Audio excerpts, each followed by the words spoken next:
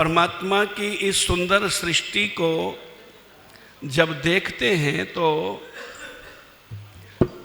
आश्चर्य भी होता है। ऐसा अद्भुत आश्चर्य है इस सृष्टि में। कई लोग तो ये कहते हैं कि ये अपने आप बनी, लेकिन एक व्यक्ति ये कहता है कि ये ईश्वर ने बनाई है, पर जब बनाई है तब कोई उसे सलाह देने वाला नहीं था। ये उलट पुलट बना दी उसने ये दुनिया सारी। इससे पूछा, भाई जो सर्वज्ञ है, सब कुछ जानता है, उसकी रचना में तुम गलती निकाल रहे हो, क्या कमी दिखाई पड़ती है? बोले कमी एक हो तो बताऊं कितनी कमी है जी? कितनी कमियां बताता है। क्या कहता है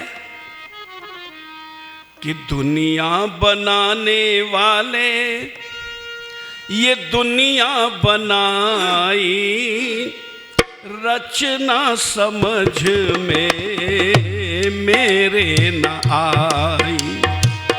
दुनिया बनाने वाले दुनिया बनाई, रचना समझ में मेरे न आई। ये रचना समझ में मेरे न आई।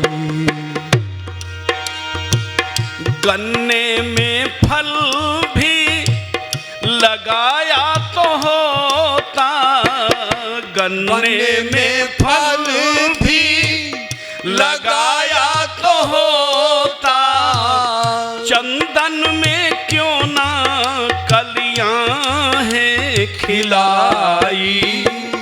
ये रचना समझ में मेरे न आई। दुनिया बनाने वाले दुनिया बनाई, रचना समझ में मेरे न आई।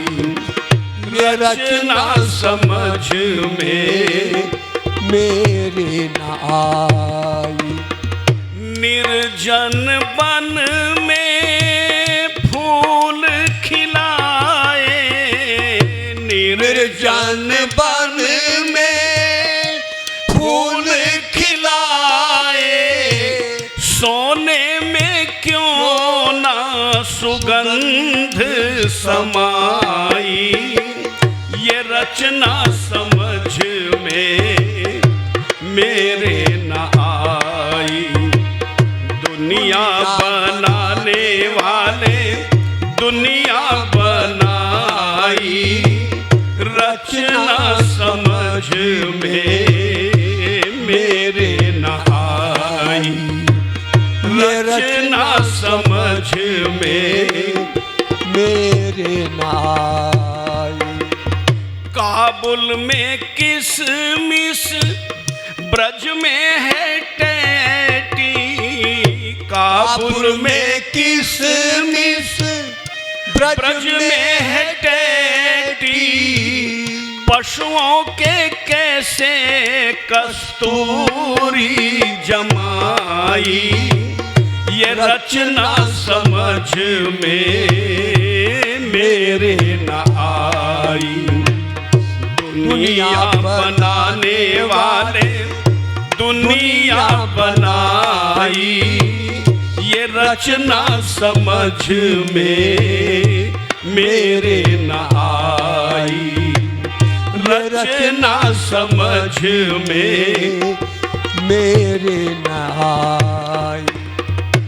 सतियों को चांदी का छल्ला न पैदा, सतियों को चांदी का छल्ला न पैदा।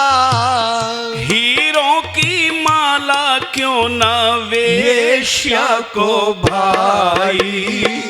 ये रचना समझ में मेरे नहाई। दुनिया बनाने वाले दुनिया बनाई, ये रचना समझ में मेरे न आई।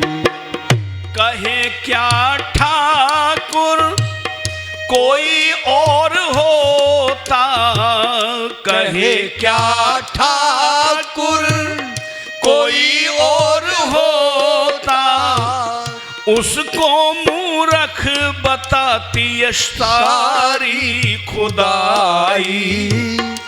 दुनिया रचना समझ में मेरे न आई, ये रचना समझ में मेरे न आई। दुनिया बनाने वाले दुनिया बनाई, ये रचना समझ में मेरे न आई। कितनी कमियां निकाल दी। कहता है कि जितने भी फल लगते हैं पेड़ों के ऊपर, धन्यवाद बहन जी, उन सब की लकड़ियों को अगर चख करके देखें उनमें कोई टेस्ट, कोई स्वाद नहीं होता, और फल मीठे मीठे लगते हैं। और गन्ना जो नीचे से ऊपर तक मीठा ही है, अगर उस पर फल लगते तो वो कितने मीठे होते। कर दी ना कमी, ये भूल हो गई ना, उससे गलती करी ना, मैं होता तो सलाह देता उसे, लगा इसमें फल। किंतु उस परमात्मा की सर्वज्ञता यहां भी प्रकट होती है। फलों का एक सीजन होता है 15-20 दिन का, महीने का, स्टोर में रख करके उसे थोड़ा समय और ज्यादा चला लेते हैं। ये भी अब हो गया सिस्टम। तो एक आध महीने के लिए गन्ने के फल मिला करते हैं, और फल नहीं है इतना होने के बाद भी गीदड़ उसे नहीं छोड़ते,